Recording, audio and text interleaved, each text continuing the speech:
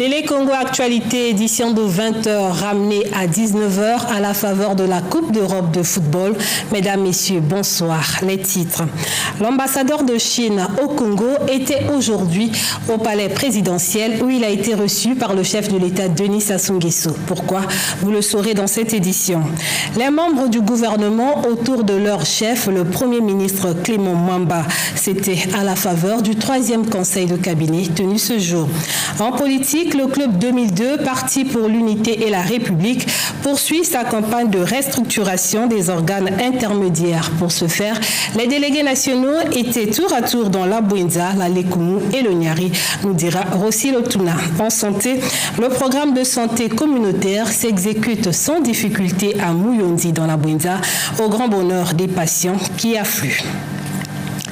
Les relations sino-congolaises se portent bien. Outre les axes de coopération déjà existants, la Chine veut en explorer d'autres. C'est ce qui ressort de l'audience accordée ce jour à l'ambassadeur de Chine au Congo par le chef de l'État Denis Sassou Nguesso. Les précisions avec Ange Clotaire. Entre la Chine et le Congo, les liens d'amitié et de coopération sont appelés à s'intensifier jour après jour. Cette volonté a été réaffirmée au cours de l'audience que le chef de l'État congolais a accordée ce vendredi à la résidence du plateau à l'ambassadeur de Chine au Congo. Denis Sassou Nguesso et Zia Yuang ont saisi cette occasion pour jauger le niveau des relations entre Pékin et Brazzaville et esquisser les futurs axes de coopération. Le président de la République, Denis Sassou Nguesso, a tenu à nous donner son analyse sur les relations politiques entre nos deux pays, la coopération multidimensionnelle, pragmatique et concrète entre les deux pays. Nous avons aussi évoqué quelques échéances que nous pourrions monter avant la fin de l'année dans l'objectif de renforcer toujours davantage l'amitié de coopération. La Chine est l'un des partenaires du Congo. Elle y investit beaucoup et les résultats sont palpables dans divers secteurs. Est-elle soucieuse de la protection de ces investissements? Je pense que c'est une approche constante du côté de l'État chinois, c'est de renforcer toujours davantage les relations d'amitié entre les deux pays, c'est de fortifier toujours notre coopération et nous serons conséquents dans notre approche, que ce soit pour les relations politiques ou pour notre coopération multidimensionnelle et multisectorielle. Les rapports d'amitié et de coopération entre la Chine et le Congo remontent à 1964. Ils évoluent dans le respect mutuel et toujours dans un esprit gagnant-gagnant. Le général Jean-Marie Michel Mokoko est depuis hier placé sous mandat de dépôt par le doyen des juges d'instruction, ce après une information judiciaire ouverte à son encontre par le procureur de la République. Candidat malheureux à la présidentielle du 20 mars dernier, il est accusé d'atteinte à la sûreté intérieure de l'État et de détention illégale d'armes de guerre. Suivant ce reportage. Monsieur le procureur de la République, il faut activer la procédure judiciaire qui avait déjà été ouverte contre le général Mokoko Jean-Marie Michel. Parce que les procédures pénales ne doivent pas être rangées dans les tiroirs de la justice. Traduite dans les faits, cette instruction du ministre de la Justice, des Droits humains et de la promotion des peuples autochtones a conduit le procureur de la République à ouvrir une information judiciaire à l'encontre du général Jean-Marie Michel Mokoko. Quels sont donc les faits qui lui sont reprochés? Après l'avoir entendu, j'ai décidé, sur la base du réquisitoire introductif d'instance, de saisir le doyen des juges d'instruction de l'ouverture d'une information judiciaire à l'encontre du général Mokoko Jean-Marie Michel pour des faits d'atteinte à la sécurité intérieure de l'État et de détention illégale d'armes et munitions de guerre. Je dois rappeler aux uns et aux autres que le Congo, notre pays, est un État de droit et que cela se traduit manifestement à travers une justice forte, impartiale, indépendante et que personne, je dis personne, n'est au-dessus de la loi, quel que soit son rang, quelles que soient ses fonctions et quel que soit son grade. Candidat malheureux à la présidentielle du 20 mars 2016, Jean-Marie Michel Mokoko est placé sous mandat de dépôt par le doyen des juges d'instruction. L'actualité, c'est aussi le 3e conseil de cabinet qui s'est tenu ce jour sous l'égide du Premier ministre, chef du gouvernement, Clément Mwamba. Plusieurs points étaient inscrits à l'ordre du jour de cette réunion que nous résume Diop Mbungu. C'est dans cette ambiance bon enfant, empreinte de solidarité et de convivialité que se sont retrouvés les membres du gouvernement. Tenu sous l'autorité du Premier ministre, chef du gouvernement Clément Mwamba, ce 3e conseil de cabinet a permis de passer au crible plusieurs dossiers qui seront présentés prochainement au Conseil des ministres et se relevant du quotidien des départements ministériels.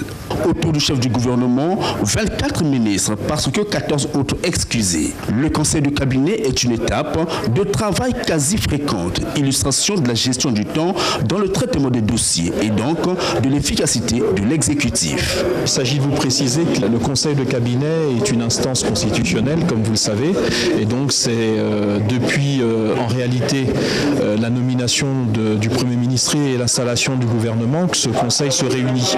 Et le Premier ministre a souhaité, pour l'édification de l'opinion nationale, que vous puissiez répercuter ces réunions qui montrent que le gouvernement en réalité ne travaille pas seulement pendant les réunions du Conseil des ministres sous la haute autorité du président, mais travaille également au quotidien, qu'il y a des réunions interministérielles, qu'il y a des réunions qui réunissent parfois un nombre restreint de ministres, et puis il y a la grande réunion pour la préparation des décisions qui s'appelle le Conseil de cabinet, qui est une instance constitutionnelle. Bon, maintenant sur le fond, sans rentrer dans le détail, parce qu'il s'agit quand même de délibérations confidentielles, il s'agit simplement de faire que le Premier ministre, comme vous le savez, a présenté son programme d'action, et il s'agissait en tout premier lieu d'une répartition des tâches qui relèvent du programme d'action présenté au nom du gouvernement par le Premier ministre devant le Parlement et l'Assemblée nationale, et chaque ministre a reçu, comme qui dirait, son pactage, comme on dirait dans l'armée, c'est-à-dire quels sont les volets du programme d'action qui relèvent de tel ou tel département ministériel,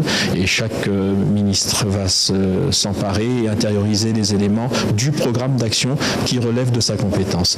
Il y a eu aussi des dossiers courants qui relèvent du ministère des hydrocarbures, puisqu'il y avait des dossiers qui nous permettront, parce que c'est ça aussi le rôle du conseil de cabinet, c'est d'accélérer la prise de décision gouvernementale, parce que nous préparons, nous mâchons les dossiers, et quand ils arrivent dans les instances supérieures comme le conseil des ministres, eh bien ces dossiers sont adoptés de manière plus facile, plus rapide. Commencé à 10h15, ce conseil de cabinet a pris fin à 13h45.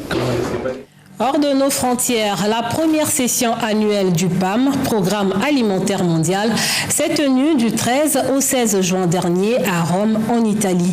Le Congo y a été représenté par son ministre des Affaires étrangères et des Congolais de l'étranger, Jean-Claude Gakoso. On fait le point avec Johannes Makola. Selon le programme alimentaire mondial, 795 millions de personnes au monde souffriraient de la faim. Une question cruciale que les dirigeants du monde réunis lors de la première session annuelle du programme alimentaire mondial à Rome en Italie ont émis des approches de solutions pouvant éradiquer la faim. Le souverain pontife, dans un ton sobre et religieux, a dans son discours appelé les représentants de chaque pays à mettre en place un plan de lutte contre la faim. Le ministre des Affaires étrangères, de la coopération et des Congolais de l'étranger, Jean-Claude Gakoso, a représenté le Congo à ses assises. L'appel du pape s'est fait pour réveiller la conscience de l'humanité, que l'homme vive normalement, que l'homme mange normalement. Or, malheureusement, notre monde a ceci de paradoxal. Il y a une forte accumulation de richesses d'un côté et il y a une misère insupportable de l'autre, que le pain soit, mais pour tout le monde. Pour le ministre congolais, il y a nécessité d'agir le plus vite possible. Il faut tout faire pour réduire, pour mettre fin à la misère dans le monde, pour mettre fin aux inégalités. Nous devons nous battre jusqu'au bout. Éradiquer la faim dans le monde est l'un des objectifs du développement durable et de l'agenda 2030 pour lequel la communauté internationale s'est engagée le 25 septembre 2015 à New York dans l'optique d'atteindre zéro faim dans le monde.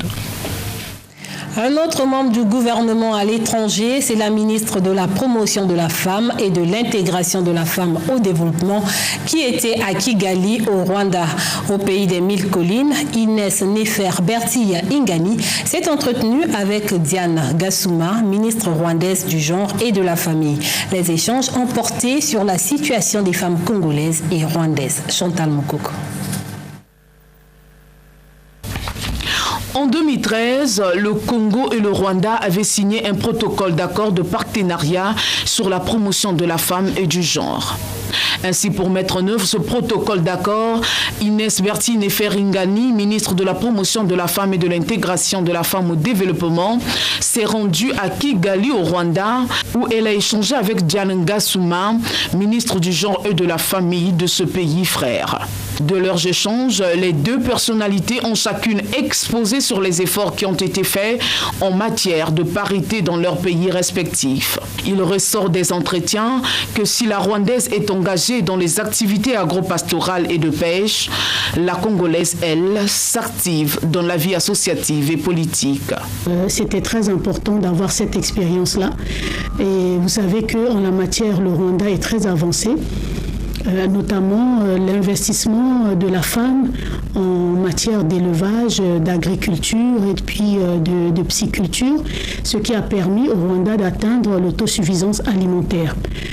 Et de l'autre côté, l'investissement aussi du Rwanda en matière de la promotion de la femme et du changement en fait du statut multiforme de la femme.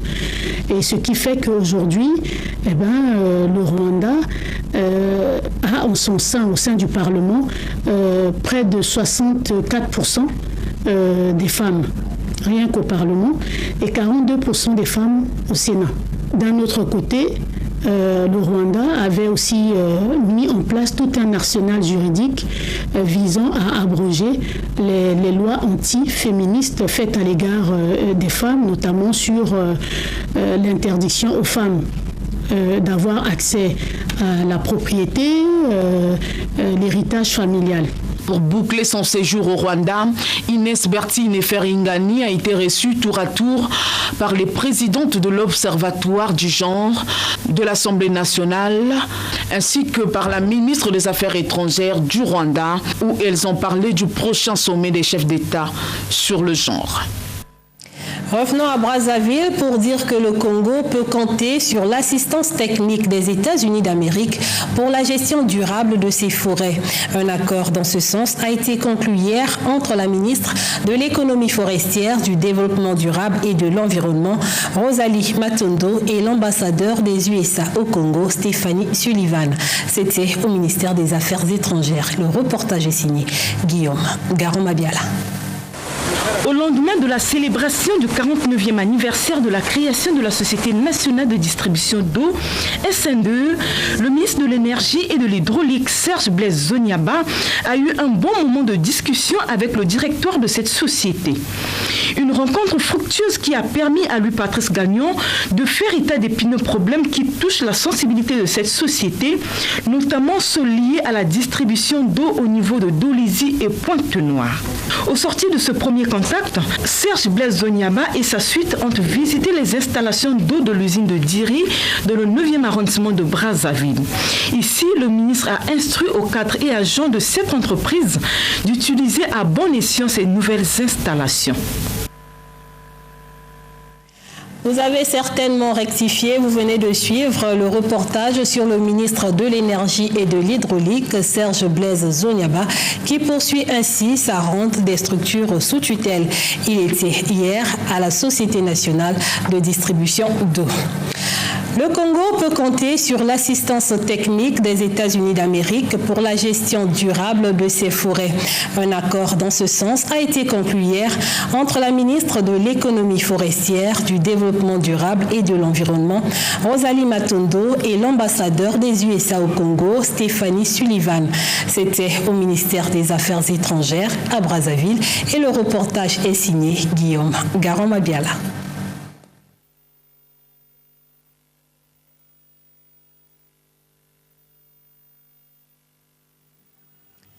Autre volet de l'actualité, comment faire baisser les coûts de passage portuaire et faciliter le transport des marchandises au port autonome de Pointe-Noire. Cette préoccupation a figuré au menu des points examinés mercredi dernier au cours de la 3e réunion du comité de pilotage du plan d'action de facilitation et de simplification du passage portuaire à Pointe-Noire. Les conclusions de cette réunion dans ce reportage de Antoine Ambenzamoukia et Vitch Zabi.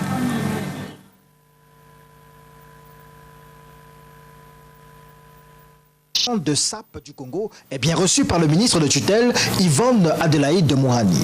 Les deux parlent bien sûr SAP, mais du culturel on passe à l'artisanat. Madame connaît son secteur et le sapeur aussi. Projection et propositions se font et puis voilà. Je crois que ça fait bien partie de la diversification de l'économie. Effectivement, l'artisanat, c'est un secteur qui œuvre dans le domaine de la diversification. L'activité se situe là. Là, c'est la peau de python, ça peut être la peau de crocodile. Et moi, je pense qu'il s'agit là de l'artisanat d'art. Il y a non seulement l'art, mais il y a la production également. Donc, une grande imagination qui permet de produire des biens de qualité. Justement, bien là le bottier. Les chaussures en croco, il en a la maestria. Croco et python d'Ahmed-Diallah, c'est son fort. Mais surtout, il est conquis par le discours du ministre. Je suis ému, alors très ému d'avoir rencontré le ministre. Et elle est là pour nous accompagner. Si vous voulez que cette SAP-là puisse impressionner l'économie, que le gouvernement nous accompagne. Et puis, d'un ministère à un autre, celui de la promotion de la femme. Ce jour, mercredi, Ahmed-Diallah, qui porte aussi la casquette de promoteur du Festival international de la sapologie féminine, en compagnie des dames sapeurs, a pu arracher de bonnes nouvelles de la part du ministre Inès Neferingani. Et elle a été même proposée à être même la présidente d'honneur de l'association de la SAP féminine. Et ce qu'elle a accepté avec joie. Et si on écoutait aussi le ministre Inès Neferingani. Nous avons un peu échangé, notamment sur un partenariat avec le ministère de la promotion de la femme, notamment pendant les grandes activités, on va dire, qui est à ce moment-là des sensibilisations. Depuis la sortie officielle de l'Union des associations de SAP du Congo le 27 mai, la plateforme présidée par Ahmed-Diallah semble bien décidée à faire bouger les lignes et tout le monde attend d'ici là l'impact de cette SAP-là, longtemps considérée loisir. Décidément, nous avons quelques petits soucis du côté de la réalisation. Vous venez donc de suivre le reportage de Ed Chevry-Diaz sur l'Union des associations de SAP du Congo, présidée par Ahmed-Diallah, qui était tour à tour reçu par les ministres Yvonne Adélaïde Mougani et Nefer Inès Ingani. J'espère que tout est rentré dans l'ordre et nous allons poursuivre calmement ce journal. Transport maritime. Comment faire baisser les coûts de passage portuaire et faciliter le passage des marchandises au port autonome de Pointe-Noire. Cette préoccupation a figuré au menu des points examinés mercredi dernier au cours de la 3e réunion du comité de pilotage du plan d'action de facilitation et de simplification du passage portuaire à Pointe-Noire. Les conclusions de cette réunion dans ce reportage de Antoine Ambenzamoukia et Vitch Zabi.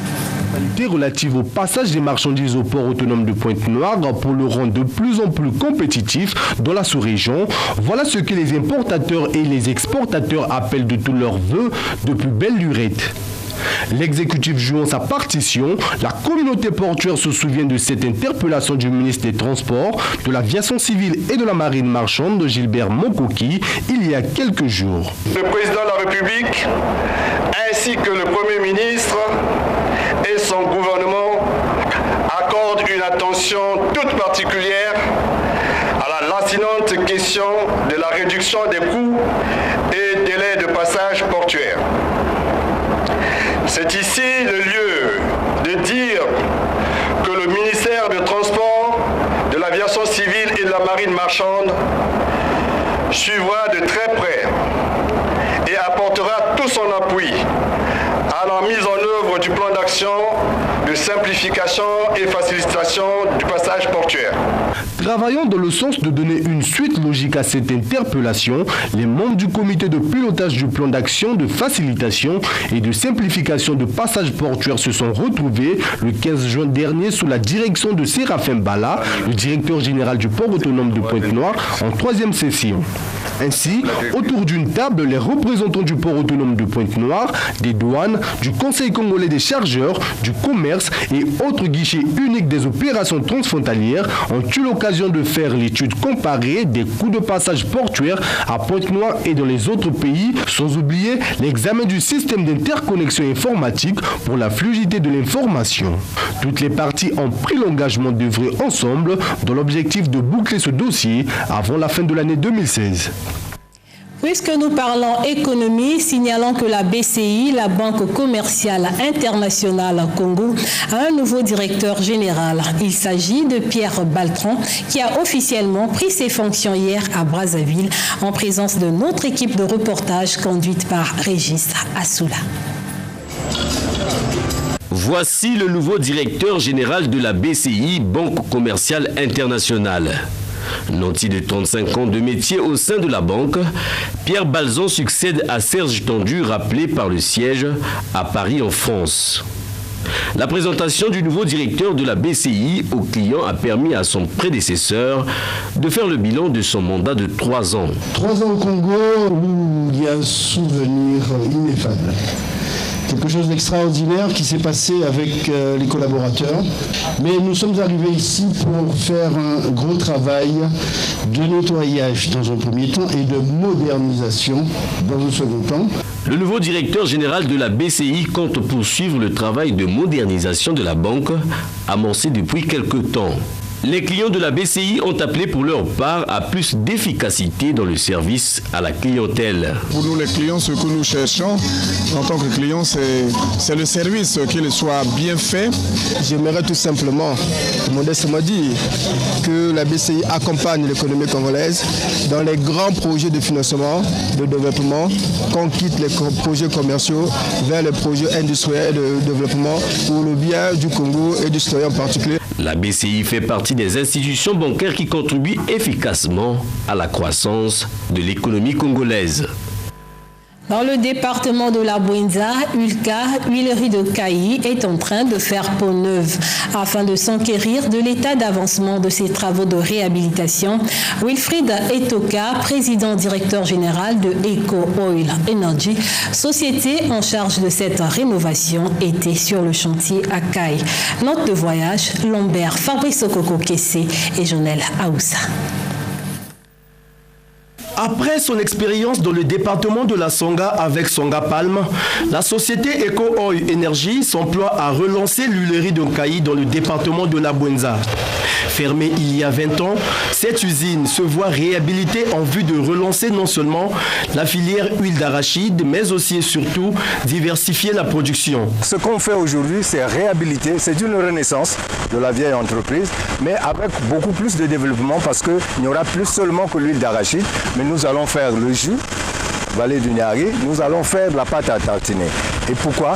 Mais parce que nous voulons diversifier justement la production et nous savons quelles sont les attentes en termes de matières premières, c'est-à-dire fruits et arachides. Une fois en phase de fonctionnement, Ulka créera entre 1500 et 2000 emplois directs et indirects avec pour priorité le recrutement des jeunes du département. Selon les instructions du patron, nous avons vraiment fait la part belle à la jeunesse. Déjà dans la phase de chantier, nous avons beaucoup travaillé avec des jeunes que nous recrutons, que nous formons des jeunes de Kayi, des jeunes de Kayi, et puis quand on ne trouve pas les spécialités, on peut aller plus loin. Mais priorité d'abord aux jeunes de la région pour redonner de l'activité. Le président directeur général de Eco Oil Energy, Wilfried Etoka, est descendu sur les lieux, question de s'enquérir du niveau d'avancement des travaux.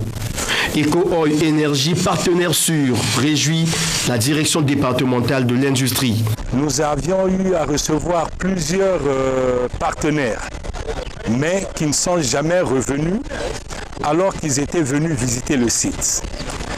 Et après que nos partenaires de Eco Oil sont arrivés, ils nous ont promis et aujourd'hui ils sont là. C'est pourquoi nous sommes très contents de ce qu'ils sont en train de faire par rapport à l'industrialisation de notre département. Faire du Congo un pays producteur d'huile en vue de réduire le coût d'importation de ce produit de première nécessité et permettre aux Congolais de consommer local, telle est la vision du président directeur général de Eco Oil Energy, Wilfried Etoka, conformément à la volonté gouvernementale qui est celle d'industrialiser le pays. La deuxième session du comité directeur de la dynamique citoyenne Pona Ekolo s'est tenue hier à l'hôtel de ville de Brazzaville. Il en ressort qu'avant le 1er juillet 2016, cette dynamique lancera la campagne Tosami Beko sur toute l'étendue du territoire national. Pour en savoir plus, suivons ce reportage de Prestoni au Kassin. De la rupture à la tolérance zéro, quel apport pour les organisations de mobilisation? C'est sous ces thèmes que s'est tenue la deuxième session du comité directeur de la dynamique citoyenne Pona Ekolo Samnabwala. Session au cours de laquelle les membres du comité directeur de cette dynamique ont examiné les mécanismes du lancement d'ici le 1er juillet de l'opération Tolérance Zéro Tosami Beko. Après le mot de bienvenue du président de la Fédération de Brazzaville, digne Elvis Tchalisson Okombi, dans sa veste de coordonnateur général de Pona Ekolo, a donné le sens de cette opération qui se profile à l'horizon. La rupture, mes chers amis, n'est pas un slogan. Elle circonscrit le cadre dans lequel chaque Congolais devra dorénavant vivre. En lançant l'opération Tolérance Zéro, Tosami Beko, nous allons détruire la loi de l'omerta qui caractérise toutes les sociétés mafieuses. Nos enfants n'ont pas vocation à vivre dans un milieu de crise permanente ou de violence perpétuelle. Notre génération n'a pas vocation à hériter de la violence comme moyen de répondre à l'autre. C'est pour cela que nous allons travailler pour un apaisement. Ce pays a besoin d'apaisement. Un communiqué final a sanctionné ces travaux. Les membres du comité directeur de Pona Ekolo se sont réjouis du fait que le président de la République, chef de l'État, son Excellence Denis Sassou Nguesso, ait son mandat sous le tout économie et le tout social. La dynamique Pona Ekolo s'inscrit dans la logique de la rupture et appelle toutes les forces vives de la nation. Débutée en mai 2015 à Brazzaville, la campagne de restructuration des organes intermédiaires du Club 2002, Parti pour l'Unité et la République, s'est poursuivie dans 3 départements de la partie méridionale du pays. Le Niari, la Bwenza et la Lekumu ont ainsi vu leurs instances dirigeantes être renouvelées, ce conformément aux orientations du premier congrès extraordinaire de cette formation politique. Le reportage est signé Francisca Deborah Nielenga et Rossila Otuna. À Dolizy dans le Niari, l'Assemblée générale élective, supervisée par la déléguée nationale Jeanne Sam Yombo, a accouché d'un bureau de 15 membres, avec à sa tête Jacques Durand Birima. Notre programme d'action se penchera sur l'organisation des campagnes d'adhésion, la participation aux activités aux côtés des autres forces politiques de la majorité présidentielle. Les heureux élus sont invités à œuvrer au rayonnement du parti dans ce département. Les hommes et ces femmes que vous venez d'élire ont bénéficié de votre confiance et de tout votre soutien. Je prie qu'il en soit toujours de même durant tout leur mandat. Dans la Bwenza, à Madingu, sous la houlette du délégué national Antoine Mapangui, les militants ont opté pour la continuité en réalisant Maurice Bibeni à la tête du bureau d'une quinzaine de membres.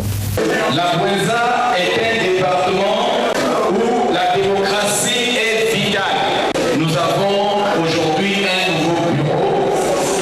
Nous prenons acte de toutes les observations. Ce que nous venons de constater doit être pour nous le fondement d'une réflexion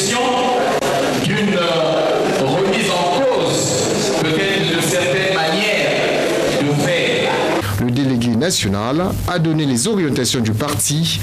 Le travail ne fait que commencer et le plus dur reste à venir. L'avenir pour nous, c'est les élections législatives, locales et sénatoriales à venir. Dans la Lekoumou à Sibiti, sous la direction du délégué national Tony Abraham OCT, les militants ont élu un bureau de 15 membres présidé par André Mading. Nous allons travailler la main dans la main pour que le parti aille à l'avant. Tony Abraham OCT, le délégué national, a édifié les militants sur les attentes du parti. Poursuivre la restructuration de notre parti dans toutes les sous-préfectures, dans les villages, dans les quartiers, dans les zones, dans les blocs. Le club 2002 Pur, parti de la majorité présidentielle, a réaffirmé son soutien au chef de l'État, Denis Sassou Nguesso. Prélude à la célébration du 55e anniversaire des forces armées congolaises et de la gendarmerie nationale, l'armée de l'air a organisé du 14 au 16 juin 2016 les journées portes ouvertes. Ceci dans le cadre du renforcement des relations armée-nation. Les élèves et étudiants ont visité les locaux de cette entité des FAC. J.D. Akala. Ces journées portes ouvertes à l'armée de l'air rentrent dans le cadre du renforcement des relations armée-nation. 55 ans après la création des forces armées congolaises et de la gendarmerie, l'armée s'engage dans une campagne de proximité, c'est-à-dire rapprocher le citoyen des principes militaires. Voilà pourquoi l'armée de l'air le vole du déclenchement à l'exécution. Dans le cadre du renforcement des relations armée-nation, il a été organisé ces journées portes ouvertes relatives au 55e anniversaire des forces armées congolaises et de la gendarmerie nationale pour montrer à un certain public visé comment fonctionne notre armée.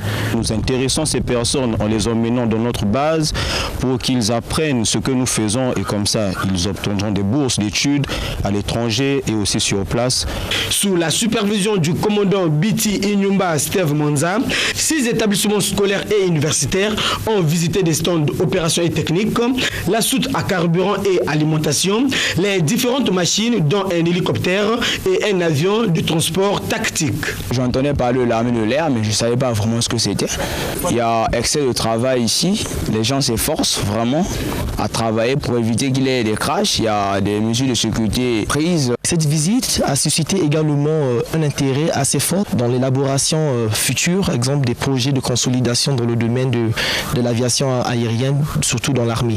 Les 55 ans des forces armées congolaises et de la gendarmerie seront célébrés le 22 juin prochain. En santé, débuté le 13 juin dernier, le programme de santé communautaire organisé par la Fondation Perspective d'Avenir se poursuit sans anicroche à Muyundi, dans le département de la Bwenza, au regard de l'affluence des malades. Le préfet Célestin Tombekinde était sur les lieux afin d'encourager le personnel soignant et réconforter les patients.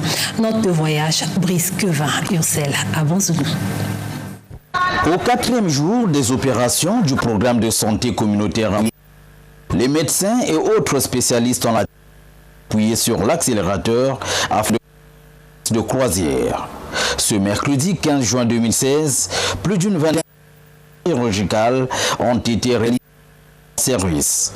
Les patients, notamment des enfants comme des adultes, ainsi que les peuvent alors pousser soulagement. Toutes nos excuses pour la mauvaise qualité de ce reportage. Nous pourrons certainement y revenir dans nos éditions de demain. Santé toujours, donner du sens et sauver des vies. Et cela, c'est la raison d'être de la Fondation Germaine Makwela Luemba. Avec l'appui du CNTS, cette ONG a organisé une opération de collecte de sang, place de la République à Pointe-Noire. Reportage Alexis Bokatoula de Télé Pointe-Noire. L'un des objectifs majeurs de ces 6e et 7e éditions de l'opération collecte de sang gratuit organisée par la Fondation Germaine Makwela Luemba du président Pascal Luemba Nyombi est l'intériorisation de la culture de don du sang aux Congolais. Avec cette nouvelle prise de conscience, le récurrent problème de pénurie des produits sanguins dans les différentes structures sanitaires du Congo va enfin trouver solution. Je voudrais de façon solennelle, au nom de la Fondation Germaine Makwela Luemba, et au nord du Centre national de transfusion sanguine, rendre un hommage mérité à l'ensemble des donneurs bénévoles et réguliers. Cette 6e et 7e édition, organisée le 14 et le 15 juin 2016, est aussi le moment de savoir s'arrêter un tout petit peu pour faire le bilan. Et comme vous le savez tous, le bilan n'est pas encore bon.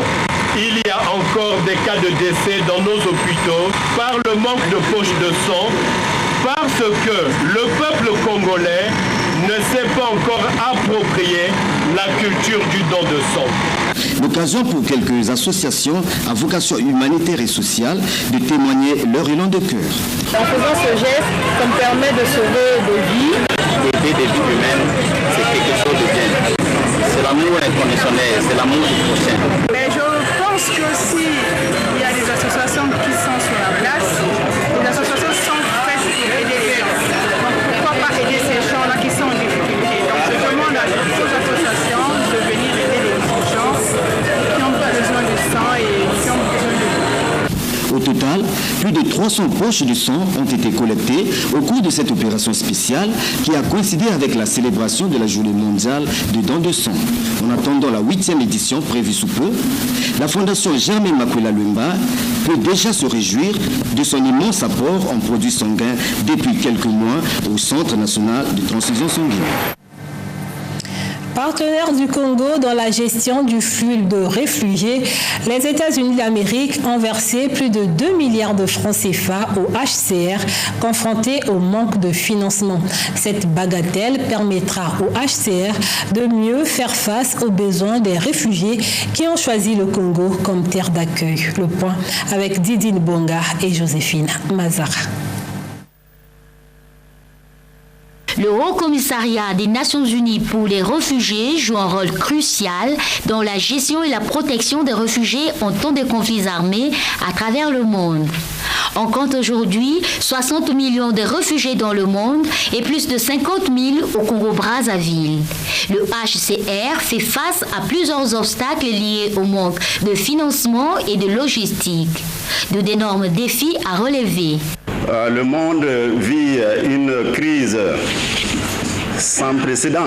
Le nombre de réfugiés et de déplacés ne fait qu'augmenter, ce qui nécessite évidemment beaucoup de ressources.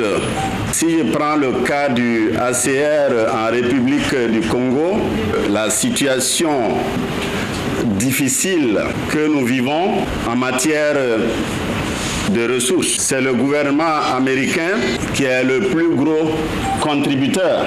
Le gouvernement de la République du Congo se réjouit du partenariat qui nous lie durant des années avec le gouvernement des États-Unis. Au nom du gouvernement de la République du Congo, au nom de Madame la ministre des Affaires sociales, de l'action humanitaire et de la solidarité, et par ma voix, je voudrais traduire la reconnaissance du gouvernement congolais à l'endroit du gouvernement des États-Unis. Considéré comme une terre d'accueil pour les réfugiés, le Congo a reçu des États-Unis un montant de 3 050 000 $, et soit 2 milliards de francs CFA. Une dépêche pour refermer cette édition, l'avant-première de Mboka, le film du réalisateur congolais Olivier Giziz qui parle de notre civilisation 1000 ans avant l'arrivée des colons, aura lieu demain, samedi 18 juin, à partir de 18h au Palais des Congrès. Mesdames, Messieurs, c'est la fin de cette édition. Merci de l'avoir suivi. Permettez-moi, au nom de toute l'équipe du soir, de vous présenter toutes nos excuses pour les imperfections constatées. Une fois de plus, merci et bonne détente sur Télé Congo, car la Coupe d'Europe de football Euro 2016 se poursuit et prenons rendez-vous pour demain 19h pour un autre journal.